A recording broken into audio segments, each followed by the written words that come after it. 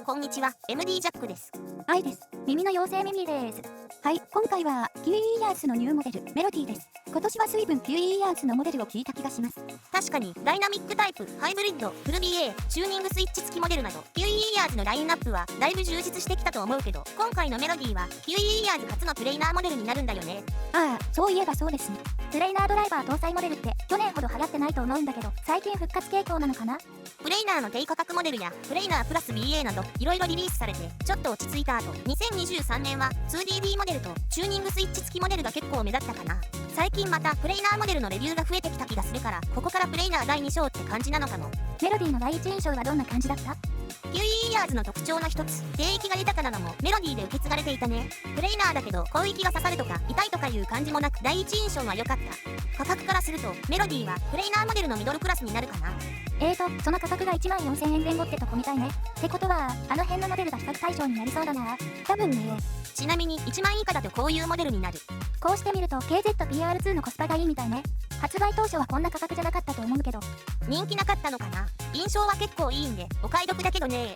ただなんとなくだけど低価格のプレイナーモデルは一定のレベルには達しているけど、絶賛できるモデルってないように思う。販売実績見てあまり伸びないから 2DD モデルにシフトしたんじゃないかななんて勝手に思ってるよ。そうなのね。でもプレイナー自体はいい音出すから、もう少し予算を下げるユーザー層をターゲットにしたってこと？まあなんとなくそんな気がしてる。ちょっと脱線しちゃったね。次ははい、同梱品です。ご覧の通りでキウイイヤースはいつも質素な感じですね。子猫は同梱じゃないですよ。外観は今まで見てきたキウイイヤースのモデルの中ではシンプルですね。金属のフェイスプレート、シェルは実製でカラー設定もこの一色です。なんとなくキファインプレイナーのデザインと方向性が似ている気がします。厚みが 20mm 切って薄め、軽めで装着感もいいです。プレイナータイプで 12mm のドライバーサイズは今までレビューしてきた中では少し小ぶりなんだなぁと思った。でも技術革新で小さくしちゃいましたということで特に低域をしてるみたいだね。そう考えると小さめなドライバーの割にハウジングはそんなに小さいってほどでもないんだけど、上に記載の通り広いサウンドステージを確保するためってことなんだろうね。なるほど、小さくてもパワフルでサウンドステージも広いんですか。まだ試聴していないんで楽しみです。ではここからは波形タイムで、最初はバンドレイヤーチップの比較です。おー、5キロ以上で結構な差があるね。あるね。これは聞き比べてはっきり違いがわかるね。黒のライン、音の出口を絞っていない方が雰囲気が明瞭でシンバル系がキラキラ。でもグレーのラインの方がバランスは取れてる感じ。ここは好みだね。普段測定してるイヤーチップの中ではこの辺りのピークが中間的なものを選んでスパイラルドットになった。音収録と視聴のメインで使用したんですね。そう、このグラフはかなり拡大してるから装着感優先でいいと思うけどね。他モデルとの比較、今回は 7Hz ディオコ、そしてキファインプレイナーにしてみた。ドライバー構成が同じこと、そして価格帯も大体同じぐらいというのが理由ね。これはフェアな比較になりそうですね。収録使用ケーブルはメロディーのバンドル品を、また音質調整の基準のメロディーで行っています。ではサウンドチェックいきましょう。音量上がります。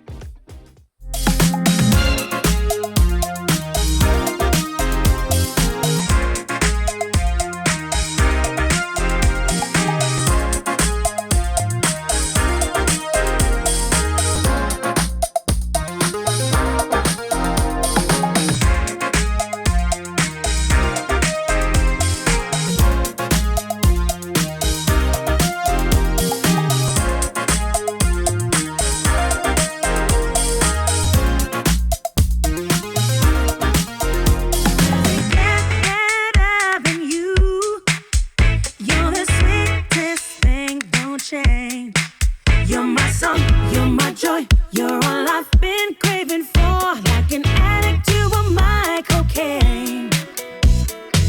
Your candy kiss is greening on my lips. Don't put your brush away.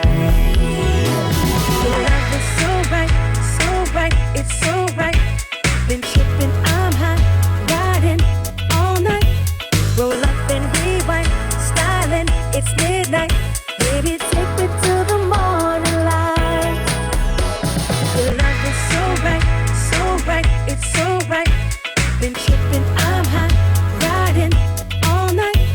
Roll up and rewind, styling, it's midnight.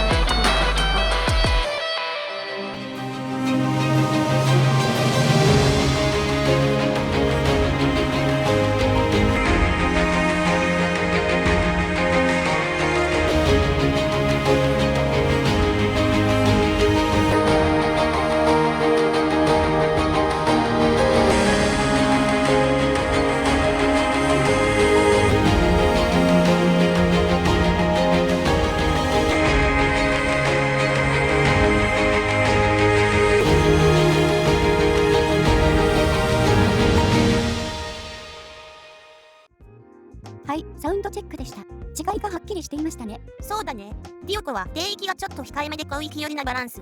クレイナーは2キロ過ぎのピークが音によく現れてた。音質調整の基準がメロディーだからちょっと強調されてるけどね。当然同じレベルでの比較なので、メロディーは 500Hz から 5kg ぐらいまでを結構抑えてるのがわかる。そして低域は波形比較ではクレイナーほどではないけど、聴覚上は結構目立つ出方だった。この部分を抑えてバランスを取った結果、低域が抜けてくるという印象だね。なので低域が強く感じるのは新しい 12mm のドライバーの効果だけでなく、チューニングによるところも大きいと思う。それって感覚的に言ってるの？いいや、実際この帯域をこんな感じで少し EQ で持ち上げながら聞き比べてみたりしてる。ピンクのカーブにすると当然中域は豊かに聞こえる分、音は飽和に向かっていくので低域の存在感がだんだん薄れていく感じになるね。元に戻すと中域の情報量は減るけど低域は明瞭に聞こえる。それが根拠だよ。そうなんだ。結構いろいろやってるんだね。じゃあ広域は？この辺りは比較にモデルほどではないみたいだけど、超広域は圧倒的に強いじゃん。これも確かめた？自分がどれぐらい聞き取れてるのかの確認も含めて曲で確かめたよ。EQ をブリックウォールの設定にして広域だけを通してどんな感じか聞いてみた。広域だけだとただシャリシャリして音程感なく耳障りな感じ。でもこれが混ざると伸びとか抜けなどの表現に関連してくるはず。12キロ以上になるとそもそも曲中にあまりその帯域の音がなかったりもする。一応15キロあたりまでかろうじて聞こえたけど、自分にはあまり関係ない帯域かも。もっと深掘りすることもできるけど、これはメロディーのレビュー動画だからこの辺にしとくよ。簡単に言うと曲のメイン成分はもっと下の帯域で構成されてるってことでいいの？いいと思うよ。じゃあメロディーを聞いた以上教えて。了解。まず低域はアタックはあまりはっきりせず量感優先な傾向。ベースも基本的には同じで、スラップだとサムの方が強くプルがこもり気味。中域は最近のモデルとしては割と控えめで、その分低域が目立つ。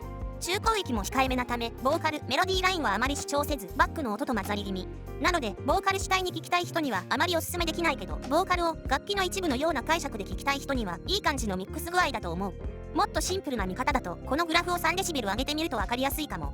聞こえ方に変化があるわけじゃないけど、低域が強く中高域が控えめなのがより顕著になるかと。中域は低域に押され気味と解釈は少し変わる。高域はイヤーチップの変更でもう少し出せるのでお好み次第。